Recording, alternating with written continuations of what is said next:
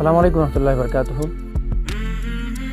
گزشتہ ایک ہفتے سے پاکستان میں مختلف واقعات رونما ہوئے ہیں، خصوصاً جس میں فرحان کراچی سے تعلق رکھنے والا ایک چھوٹا سا بچہ جو چند سو روپے کی چوری کے بدلے میں اس کو بے دردی کے ساتھ قتل کیا جاتا ہے، اور گجرات میں سوات سے تعلق رکھنے والا مسکن زادہ نامی ایک نوجوان کو بے دردی کے ساتھ قتل کیا جاتا ہے، اس کا بہیمانہ قتل کیا جاتا ہے۔ چوریوں کے وار کر کے 5-6 بندے مل کر اجتماعی طور پر اس کو زیادتی کا نشانہ بنا رہے ہیں اور اس کا انتقال ہو جاتا ہے۔ یہ ظلم اور جبر، یہ درد اور کرب کی داستان، یہ کس طرف آخر پاکستان کو لے جا رہے ہیں؟ یہ سبق ان لوگوں کو کہاں سے ملا کہ قانون اپنے ہاتھ میں لے رہے ہیں؟ ہم دیکھتے ہیں جب مردان میں مشال خان کو گستاخی رسول کے پاداش میں مارا جاتا ہے تو اس وقت یہ تانے ملتے ہیں کہ قانون کو کیوں ہاتھ میں لیا،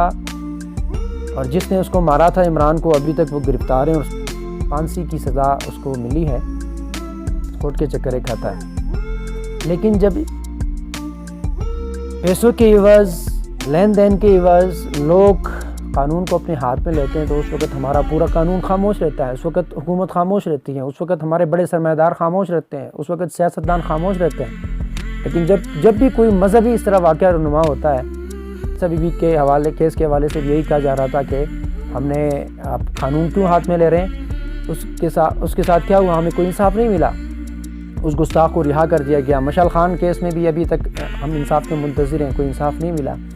اسی طرح مسکن زادہ کے قاتلوں کو ابھی تک گرفتار کیا گیا ہے لیکن اس کو کوئی سزا نہیں ملی۔ اسی طرح فرحان کے واقعے کو دیکھے، مزید جتنے بھی واقعات پاکستان میں پچھلے 3-4 سالوں میں ہو رہے ہیں، ابھی تک انصاف نہیں ملا۔ جب لوگوں کو انصاف نہیں ملے گا تو لوگ خود قانون کو ہاتھ میں لینے جب اتر آئیں، قانون پر عمل درآمد یقینی نہیں بناتے، اس وقت تک لوگ قانون کو ہاتھ میں لے کے رہیں گے۔ جب ہماری عدالتیں اپنا کام چھوڑیں گے، جب عدالتوں سے انصاف نہیں ملے گا تو لوگ خود انصاف کرنے پر اتر آئیں گے۔